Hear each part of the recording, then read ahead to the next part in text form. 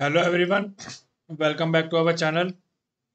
आज हम शुरू करने वाले हैं हमारा नया टॉपिक नेगोशिएबल इंस्ट्रूमेंट एक्ट का पार्ट 4, जिसके अंदर हम आगे फर्दर सेक्शन को डिस्कस करेंगे।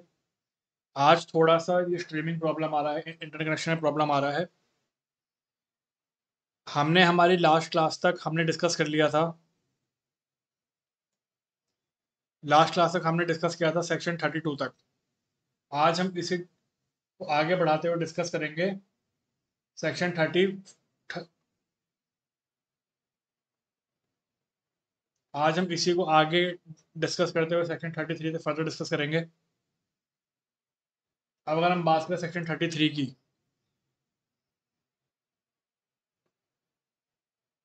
Network issue. एक मिनट।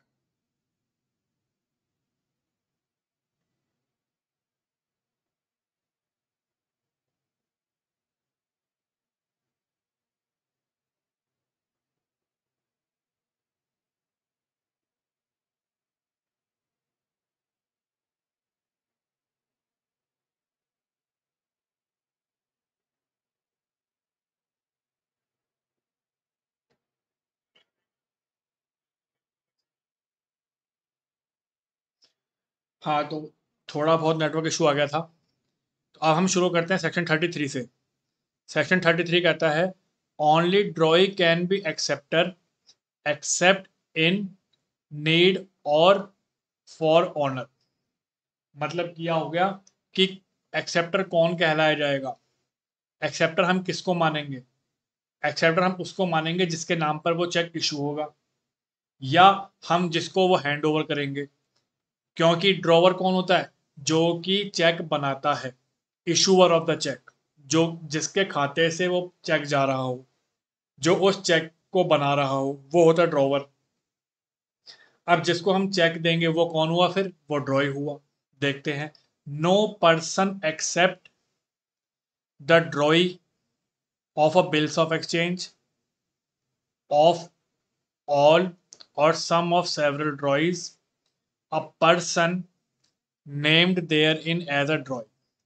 मतलब क्या होगा? जो आदमी जिसके नाम पर वो बिल्स ऑफ एक्सचेंज बना है, वो आदमी जिसके नाम पर वो कोई भी चेक बना है, वो आदमी जिसके नाम पर वो इंस्ट्रूमेंट बना है, सिर्फ वो ही क्या होगा? एक्सेप्टर होगा। कौन होगा वो? सिर्फ वही एक्सेप्टर होगा। किसका? उस इंस्ट्रूमेंट का। ठीक है। In case of need. कौन से केस में होगा? इन केस ऑफ नीड में।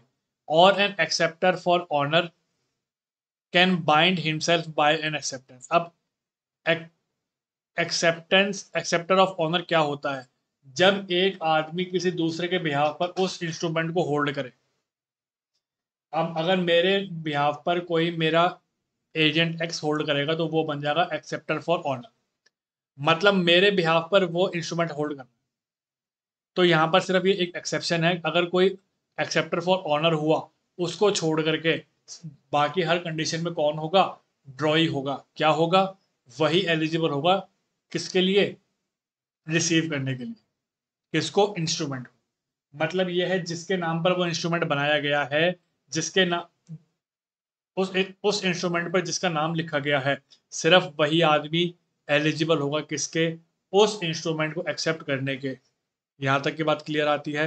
अब हम देखते हैं हमारा अगला सेक्शन, सेक्शन 34। अगर हम सेक्शन 34 की बात करें,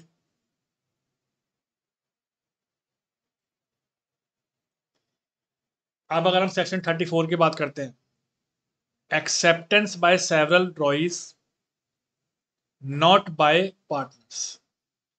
मतलब मैंने आपको स्टार्टिंग में बताया था कि एक इंस्ट्रूमेंट से हम अलग अलग ड्रॉइज को पेमेंट कर सकते हैं, लेकिन वो पार्टनर नहीं बनेंगे।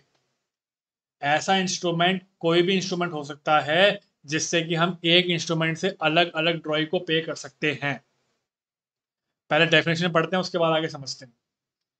Where there are several drawees of a bills of exchange who are not a partner, जो कि वो वास्तविक में पार्टनर नहीं है, लेकिन हमने ऐसा बिल्स ऑफ एक्सचेंज बनाया है कि इस तारीख को मिस्टर एक्स को भी पेमेंट करी जाएगी, इस तारीख को मिस्टर वाई को भी पेमेंट करी जाएगी, मिस्टर जेड को भी करी जाएगी, मिस्टर ए को भी करी जाएगी। मतलब एक ही प्रिंसिपल, एक ही प्रोमिसरी नोट पे हम कई सारे लोगों के नाम लिख देते हैं। Each of them can accept it. अब वो जो प्रोमिसरी नोट है वो हर एक के द्वारा स्वीकार्य किया जाएगा, हर एक आदमी उसको एक्सेप्ट करेगा for himself, but none of them can accept it for another without his authority. अब वो आदमी खुद के लिए तो उसको एक्सेप्ट कर सकता है, लेकिन किसी दूसरे आदमी के लिए एक्सेप्ट नहीं कर सकता। कैसे होगा? एक बार हम एग्जांपल से समझते हैं इसको।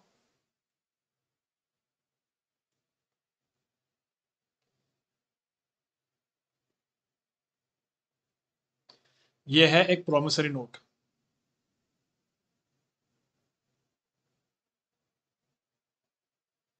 प्रोमिसरी नोट ये बनाया मिस्टर एक्स ने।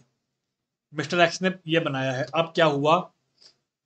इसमें लिखा है कि mister X A B C D E को 16 जुलाई या उसके पहले 1 लाख रुपए पे करेगा पर पर्सन, पर पर्सन। मिस्टर एक्स ने एक बिल्स ऑफ वो प्रोमिसरी नोट बनाया कि वो ए बी सी डी ई को 16 जुलाई या उससे पहले पहले 1 लाख रुपए पर पर्सन पे करेगा, जो उसने पेमेंट इनको उठा रखी थी। अब क्या होगा? इसकी एक कॉपी ए को दी जाएगी, इसकी एक कॉपी बी को दी जाएगी, इसकी एक कॉपी सी को दी जाएगी, डी को और ई को। अब इस केस में क्या होगा? जो ए होगा ना, जो उसको एक्सेप्ट करेगा, वो खाली अपने अमाउंट के लिए करेगा, बी खाली अपने अमाउंट के लिए करेगा, सी खाली अपने अमाउंट के लिए करेगा, डी खाली अपने अमाउंट के लिए करेगा और ई खाली अपने अमाउंट के लिए करेगा। लेकिन ए बी के लिए नहीं कर सकता, ए सी के लिए नहीं कर सकता, ए डी के लिए नहीं कर सकता, ए ई के लिए नहीं कर सकता। मतलब जो पार्टी है वो खाली अपने अपने अमाउंट के लिए ही लाइबल है, एलिजिबल है। अगर वो बी का एक्सेप्ट करना चाहे, अगर वो सी का एक्सेप्ट करना चाहे या डी का या ई का, तो पहले जिसका वो एक्सेप्ट कर रहा है उसकी अथॉरिटी उस आदमी को मिलनी चाहिए। मतलब सी पहले अथॉरिटी देगा ए को, बी पहले अथॉरिटी देगा ए को, उसके बाद जाके ए किसी की रिसीव कर सकता है। यहाँ तक की बात क्लियर है?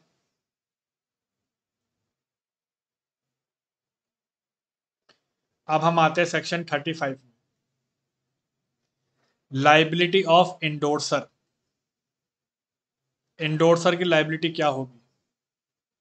इन the absence of a contract, to the contrary, किसी कॉन्ट्रैक्ट, अगर कोई कॉन्ट्रैक्ट नहीं बना हुआ है तो, whoever endorse, whoever delivers a negotiable instrument before maturity, जिस किसी ने भी वो नेगोशिएबल इंस्ट्रूमेंट मैच्योरिटी डेट से पहले एंडोर्स किया है, मतलब किसी और के नाम पे ट्रांसफर किया है,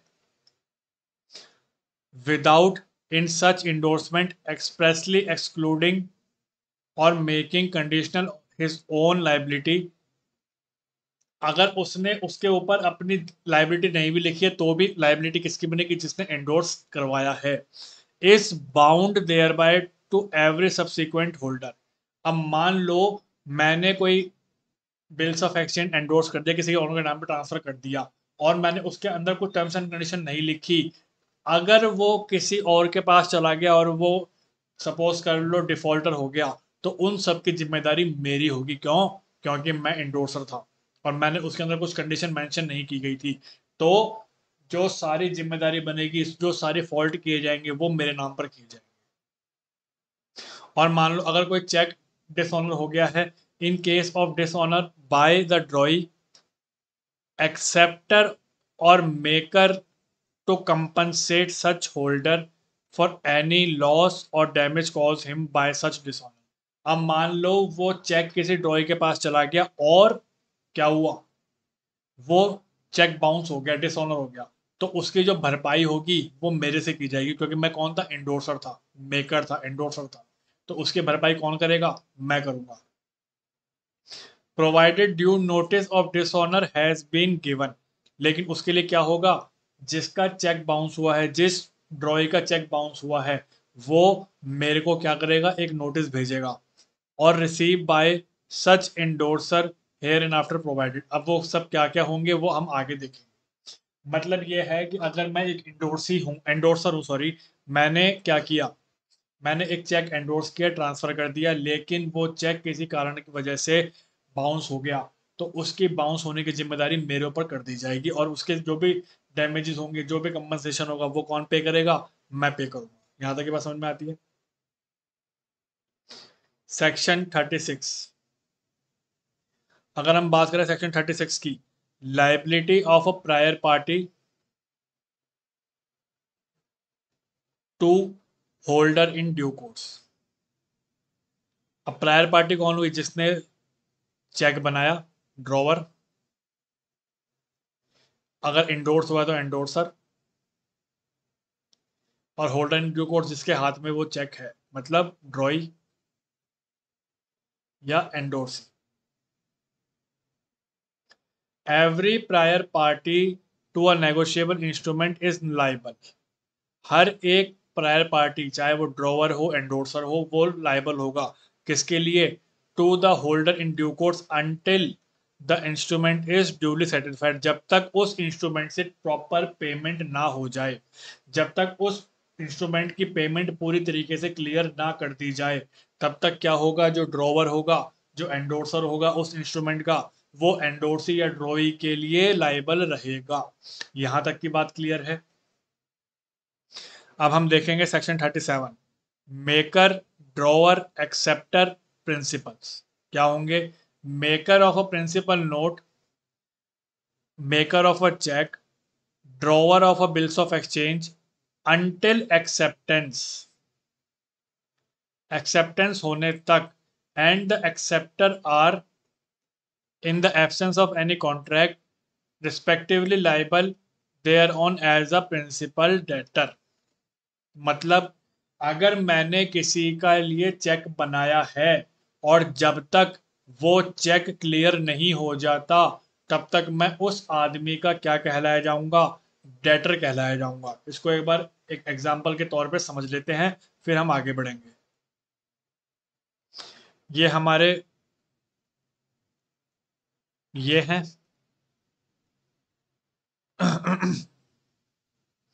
इन्होंने एक 5 लाख का चेक इशू किया, और ये किसको दिया? ये दिया विजय जी को। 5 लाख का चेक विजय जी को दिया। अब जब तक ये चेक बैंक में क्लियर नहीं हो जाता, क्योंकि जब इन्होंने इनको चेक इशू किया तो इन्होंने क्या किया, अपना चेक बैंक में डाल दिया। अब इस बैंक में जब तक उस चेक की पेमेंट नहीं आ जाती या वो चेक क्लियर नहीं हो जाता, तब तक ये भाई साहब इनके क्या होंगे, डेटर होंगे। और ये कौन होंगे इनके, ये होंगे इनके क्रेडिटर। अब मान लो चेक इशू तो कर दिया, लेकिन चेक वो अकाउंट में पैसे ही नहीं है, चेक बाउंस हो गया। उस केस में भी ये कौन होंगे, इनके डेटर ही होंगे। मतलब ये है, जब तक उस पर लिखी हुई अमाउंट की प्रॉपर क्लियरेंस नहीं हो जाती, प्रॉपर सेटिस्फेक्शन नहीं हो जाती, तब तक जिसने चेक इशू किया है, जिसने चेक बनाया है, वो कौन होगा, वो डेटर होगा। किसका, जिसके लिए बनाया है उसका। यहां तक की बात समझ में आती है। And other parties thereto liable thereon as sureties for the maker. मतलब अब मान लो किसी ने बीच में आके अपनी श्योरिटी दे दी कि अगर तेरी पेमेंट नहीं हुई तो उसकी जिम्मेदारी मेरी, तो भैया उनकी जिम्मेदारी बनी रहेगी, वो अपनी जिम्मेदारी से मुक्त नहीं हो सकते। यहां तक की बात समझ में आती है। अब हम देखते हैं 38। Prior party a principal in respect of each subsequent party. जो पहले वाली पार्टी होगी, मतलब ड्रॉवर, मेकर, इंडोर्सर, वो प्रिंसिपल कहलाए जाएंगे। देखते हैं, as between the parties so liable as sureties, each prior party is in the absence of contract to the contrary also liable therein the principal debtor in respect of each subsequent party। मतलब अगर कोई cheque bounce हो गया है, उससे पहले भी कोई पार्टीज थी, तो वो भी उसी तरीके से लाइबल होंगे जैसे कि एक ड्रॉवर होता है, एक मेकर होता है। इसमें ऐसा कुछ हार्ड एंड फास्ट रूल नहीं है समझने का। अब हम देखते हैं इसकी इलस्ट्रेशन, इससे आपको ज्यादा अच्छा समझ में आ जाएगा। A draws a bills payable to his own order on B. A ने एक बिल ऑफ एक्सचेंज इशू किया बी के ऑर्डर पर, एक्सेप्ट किया।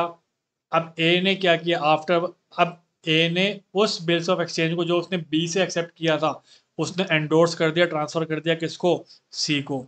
और सी ने किसको दे दिया, डी को। और डी ने किसको दे दिया, ए को। मतलब क्या हुआ, बी ने एक बिल्स ऑफ एक्सचेंज दिया ए को, ए ने किसको दिया, सी को, सी ने किसको दिया, डी को, और डी ने किसको दिया, ई को। अब यहां पर प्रिंसिपल कौन हुआ, जिसने ये इंस्ट्रूमेंट सबसे पहले बनाया, जिसने ये इंस्ट्रूमेंट सबसे पहले बनाया। तो कौन हुआ, B is the principal debtor and A, C, D इसकी श्योरिटी हो गई। ए, सी, डी इसकी श्योरिटी। और ये कौन हुआ, ई कौन हुआ, ई हो गया इसका क्रेडिटर, किसका, बी का। अब देखते हैं, as between E and A is the principal debtor, C, D are his surety. अगर हम ए से ई की बात करें तो ए हो गया डेटर और ये दोनों श्योरिटी। अगर हम सी से ई की बात करें तो सी हो गया डेटर और डी हो गया इसका श्योरिटी। यहां तक की बात समझ में आई। मतलब जिसने चेक बनाया है, जिसके पास आखिरी में गया है, जिसने सबसे पहले चेक बनाया है और जिसके बाद आखिरी में गया है, उसके बीच में जो आदमी आ गए, जितने भी आदमी आ गए, वो हो गए श्योरिटी। और जिसने सबसे पहला चेक बनाया है वो हो गया डेटर, और जिसने आखिरी में चेक बनाया है वो हो गया क्रेडिटर। उसके बीच में आने वाले आदमी कौन हो गए, श्योरिटी। और डेटर कौन हो गया, प्रिंसिपल। यहां तक की बात समझ में आती है। अब हम देखते हैं श्योरिटीशिप, सेक्शन 39। अब अगर हम बात करें सेक्शन 39 की श्योरिटीशिप की, हमने कॉन्ट्रैक्ट में भी ये कॉन्सेप्ट पढ़ा था, गारंटी श्योरिटी इंडेमनिटी का।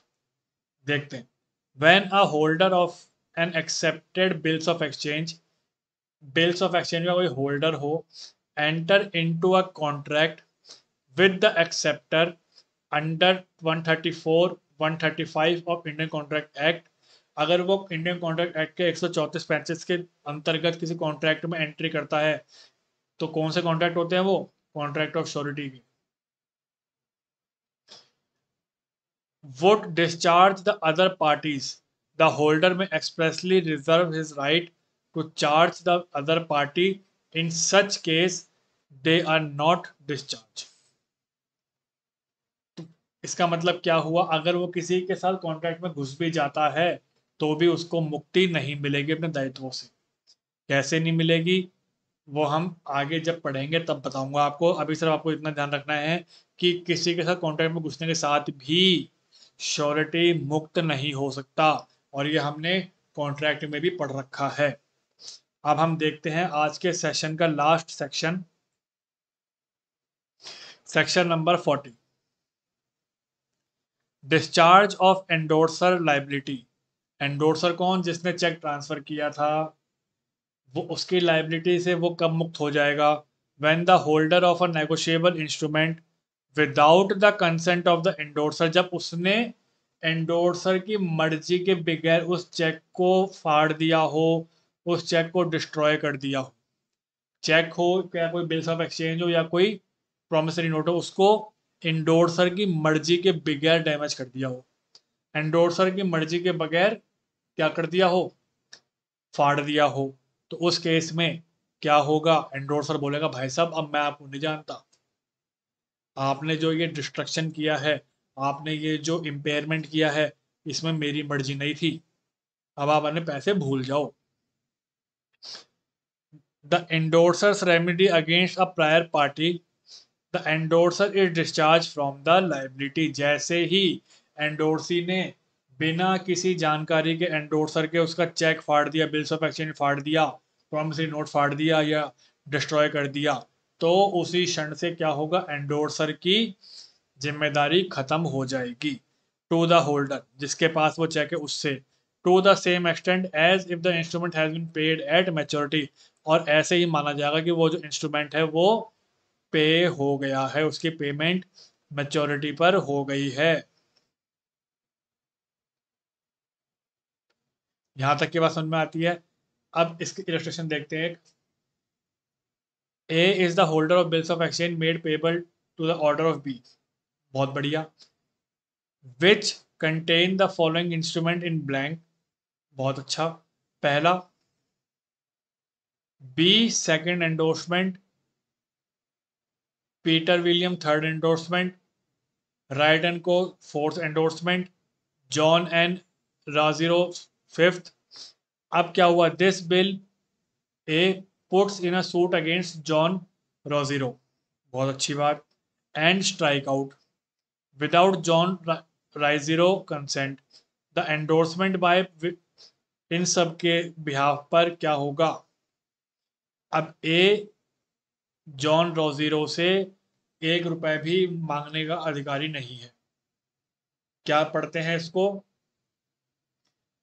एक कोई बिल्स ऑफ एक्सचेंज, कोई प्रॉमिसरी नोट इशू किया गया जो कि ए ने बी को दिया, या सॉरी बी ने ए को दिया। अब बी हो, ए हो गया यहाँ पे होल्डर, ए हो गया यहाँ पे होल्डर। बहुत अच्छी बात है।